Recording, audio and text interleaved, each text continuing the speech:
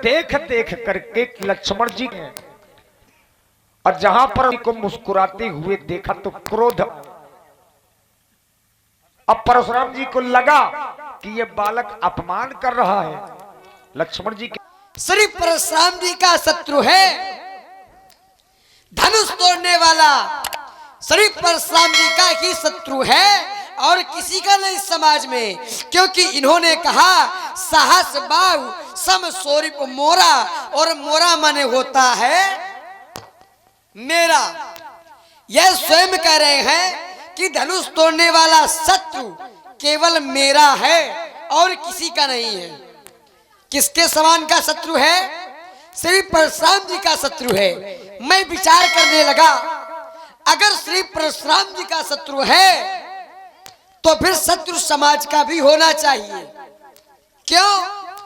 क्योंकि श्री परशुराम जी साधारण व्यक्तित्व नहीं है, और जब ऐसे व्यक्तित्व का कोई शत्रु होगा तो फिर उसके साथ समाज होगा। और यहाँ तो समाज प्रसन्न है, यहाँ तो समाज प्रसन्न है, लेकिन श्री परशुराम जी अकेले खड़े हैं धनुष तोड़ने वाले को शत्रु मानकर। अकेले खड़े हैं धनुष तोड़ने वाले के विरोध में। समाज श्री परशुराम जी के साथ नहीं है, ध्यान देना जरा, समाज श्री परशुराम जी के साथ नहीं है, जबकि ऐसे व्यक्तित्व के साथ समाज होना चाहिए। और जब ऐसे व्यक्तित्व के साथ समाज नहीं है तो फिर कहीं ना कहीं कमी है, और जब कमी है तो फिर इधर लक्ष्मण भी है। एक बात विचार करने लगा, करे साहस बाघ सम सोरिप मोरा, क्या धनुष तोड़ने वाला सहस्त्राबाहु के समान का हो सकता है या फिर माना जा सकता है? सहस्त्राबाहु क्या है, धनुष तोड़ने वाला क्या? सहस्त्राबाहु माने एक अपराधी। सहस्त्राबाहु ने जो कार्य किया था वह एक अच्छा कार्य नहीं किया था। क्या अच्छा कार्य नहीं किया था? सहस्त्राबाहु ने श्री परशुराम जी के पिताजी के आश्रम से बरियाय गाय का हरण किया, और बरियाय गाय का हरण कर लेना, बरियाय गाय को छीन लेना, ये अच्छा कार्य है कि बुरा कार्य है? बुरा कार्य है।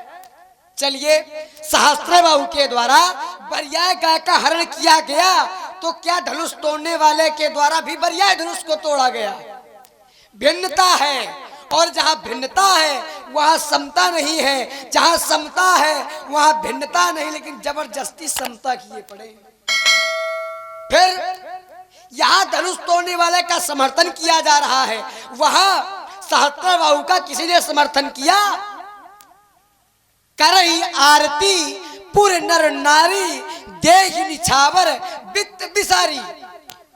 धनुष तोड़ने वाले का समर्थन किया जा रहा है, वहां किसी ने समर्थन किया, लेकिन जबरदस्ती समता, जबरदस्ती।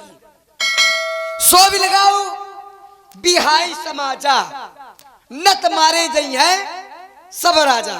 सो भी लगाओ धनुष तोड़ने वाला समाज को छोड़कर अलग हो जाए, या फिर समाज धनुष तोड़ने वाले को छोड़कर अलग हो जाए। अगर ऐसा ना किया गया तो महात्मा जी के द्वारा एक निर्णय लिया गया। निर्णय क्या लिया गया? निर्णय यह लिया गया कि नत मारे जई हैं सब, सारे राजा मारे जाएंगे। काहे सभी राजा मारे जाएंगे? चलिए, विचार ये करना है। आप कह रहे हैं कि धनुष तोड़ने वाले को छोड़कर या राजा अलग हो जाए, या धनुष तोड़ने वाला उनको छोड़कर अलग हो जाए। अगर ऐसा ना किया गया तो मारे जाएंगे सब, तो फिर समाज से अलग किसको किया जाता है? जब कोई व्यक्ति समाज में अनुचित कार्य कर देता है, अपराध कर देता है, तो प्रायः लोग कह दिया करते हैं इस व्यक्ति ने अनुचित कार्य किया है, इसको समाज से अलग कर दो, ना कि सबको। क्योंकि अपराध तो एक ने किया है, तो एक ही अलग होगा कि सब अलग हो जाएंगे? इसलिए धनुष तोड़ने वाला है एक, धनुष को तोड़ा है एक ने, तो फिर मारा जाए तो एक अनेक नहीं। फिर हम तो कहते हैं कर्म करो काहे मरी हो। कहते हैं कर्म प्रधान विश्व रच राखा, जो जस करिए तो तस फल चाखा। जैसा कर्म करेगा वैसा फल मिलेगा। भैया बैठे बैठे क्या विचारते हैं दीनानाथ, दे दो आदेश, बाल धड़ पर रख लेने दो, प्रेम की परिधि को हटा लो, निज मुखमंडल से भीषण भावनाओं में क्रांति भर लेने दो। ये खड़े रंगशाला में दहाड़ते शेर की तरह इनके ऊपर, भैया इनके ऊपर एक बार बाण वर्षा तो कर लेने दो। बाण वर्षा नहीं तो वाक्य वर्षा ही कर लेने दो। मौनम सम्यति लक्षणम, कोई उत्तर नहीं आया। जब नहीं आया तो पंडित जी से मिल लेना चाहिए, क्योंकि काफी समय हो गया इनको आए, मिल लेना चाहिए। पंडित जी प्रणाम। कल्याण हो। और सब कुशल मंगल? तुम्हें क्या लग रहा है? सब कुशलता है। सब कुशलता है। अच्छा अच्छा, धनुष टूट गया इसलिए क्रोध है। धनुष टूट गया तो महाराज क्या है, धनुष आपका है? नहीं, मेरा तुम्हारे बाप का है। नहीं, हमारे पिताजी का भी नहीं है। ये भगवान शंकर का। भगवान शंकर नहीं आए, उनको नहीं पता चला कब टूटा कब नहीं टूटा, और ई चले आए पहले। क्या आप ही एक शिष्य हैं? भगवान शंकर के तो अनेक शिष्य हैं, वो क्यों नहीं आए? आप क्यों चले आए? फिर मैंने लड़पन में बहुत सी धनुया तोड़ी, बहु धनुही तोड़ी लड़काई, पक बहु ना सरिस कीनु गोसाई कसरिस असरिस। जो कि आज एक कहावत है कि जियत न दीन्ही कौरा और मरे उठावे चौरा। जब धनुष जी रहे थे तब तो बाबा पूछने तक नहीं आए, और जब मर गए तब उठाने चले आए। तो क्या इस धनुष पर ममता है? इस धनुष पर क्या ममता है? मैंने बहुत सी धनुया तोड़ी पर आपने कभी क्रोध नहीं किया, तो इस धनुष पर क्या विशेष ममता है? यही धनु पर ममता कहीं है तू सुन रिसाई कह ब्रकुल के तू। आपसे जानना चाहता हूँ ब्रह्मचारी जी, मुनि जी, ब्राह्मण देवता, आचार्य जी, यही धनु पर ममता कई हेतु। और एक बात और कह दे रहा हूं, क्योंकि जब से आप आए हैं तब से लगे हैं, जब मैं कहूं चुप तो बिल्कुल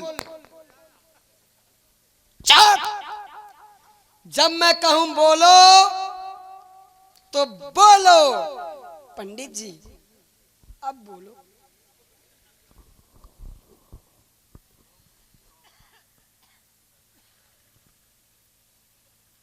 इधर कौन हंस रहा था? जब तुम्हारा लड़का तुमसे कहिए चुप, कहीं भी रहे,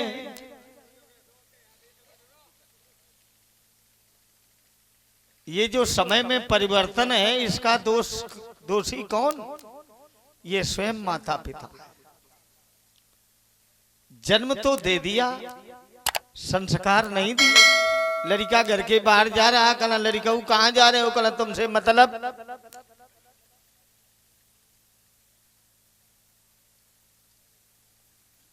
आगे कुछ बोले तो बहन सेवा शुरू। लेकिन जब घर से बेटी निकलती है तो कितने प्रश्न किए जाते हैं। काश वही अंकुश अगर इन बेटों पर लगाया जाए तो जो ये अव्यवस्थित व्यवस्था है ये व्यवस्थित हो जाए। और जब तक आप अंकुश नहीं लगाएंगे, अनुशासन के जीवन में इनको नहीं ढालेंगे, तब तक महाराज अभी तो कुछ गलीमत है। अभी देखते जाओ। अभी ये भगवान परशुराम से कह रहा चुप, तो आप लोगों को आनंद मिल रहा है। ये कब तक अच्छा लगता है? जब तक बालक माता की गोद में रहता है। कर गई केस करे जो घाता, तो तऊ न हेत उतारे माता। और इन्हें देख ले, पूरा ज्ञान है। हमसे कह रहे हैं जब हम कहें बोलो तब बोलो। और समाज में इसका किसी ने विरोध भी नहीं किया कि लक्ष्मण तुम बड़ा गलत बोल रहे हो। तो इससे सिद्ध हो रहा कि लक्ष्मण जो बोल रहा है वो आप लोगों की सहमति से बोल रहा। क्या माना जाए? यही माना जाए। मैंने पूछा था कि धनुष किसने तोड़ा, उत्तर कुछ नहीं मिला। और कला आपने शास्त्रा बाहु के समान उसकी तुलना कैसे कह दी? शास्त्रा बाहु को दत्तात्रेय का वरदान था कि जब तुम चाहोगे तो तुम्हारी 1000 भुजाएं हो जाएंगी। तो ये माया उसको दी गई। तो क्या धनुष तोड़ने वाले ने ऐसा नहीं किया? और यदि नहीं किया तो जब धनुष ने अपने आकार में परिवर्तन किया। हेलो, ये है नरपत मार साहब, 21 रुपए प्रदान कर रहे हैं। बहुत बहुत धन्यवाद। कहाँ के हैं? इसी गांव के। तुम जल्दी में आओ कुछ मास्टर। सतयुग में जो तप करने से फल मिलता, द्वापर में जो दान विधा होम इत्यादि से, और त्रेता में भगवत कथा का जो फल, कलयुग में वही फल दान देने से प्राप्त हो जाता है। एन केन प्रकारेण दान दिए कल्याण। यदि आप लोग जितना धन अर्जन करते हो, कमाते हो, सिद्धांत कहता है यदि उसका आपने दशांश दान नहीं किया, 10वां हिस्सा नहीं दिया, तो आपके घर में रोग, आपके घर में वैमनस्य और आपके घर में कलह उत्पन्न हो जाएगी। ऐसा सुखदेव भगवान जो है ये राजा परीक्षित को समझा रहे हैं। अब आप कल्पना करें, आप भोजन बनवाते हैं, भोजन में पहली रोटी का अधिकार किसका है? बोलो। गाय का। दूसरी रोटी अतिथि देवो भव, मेहमान आ जाए। तीसरी रोटी का अधिकार घर में जो बालक हैं, बेटियां हैं। चौथी रोटी का अधिकार है जो घर का मुखिया है। और महाराज बनाने वाला सबसे बाद में भोजन करे। जो भोजन शेष रह जाए उसे कुत्ते को दे देना चाहिए। इस विधा से जो नित्य प्रति यज्ञ करता है उसके घर से कभी अन्न धन वैभव ऐश्वर्य समाप्त होने वाला नहीं है। क्या आप ऐसा करते? नहीं करते। तो आप भोजन नहीं करते। मनु जी कह रहे हैं वह प्राणी पाप को खाता है। आप दूसरे के हक का अन्न यदि सेवन करेंगे तो क्या आपकी बुद्धि सही रहेगी?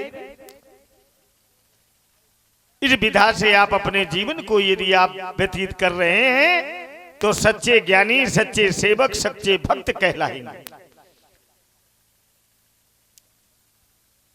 तो बेटे, शास्त्रा बाहु अर्जुन भी मायावी था, धनुष तोड़ने वाला भी मायावी है। तो जब धनुष ने अपने आकार में परिवर्तन किया तो महाराज धनुष तोड़ने वाले ने भी अपनी भुजाओं में परिवर्तन किया होगा।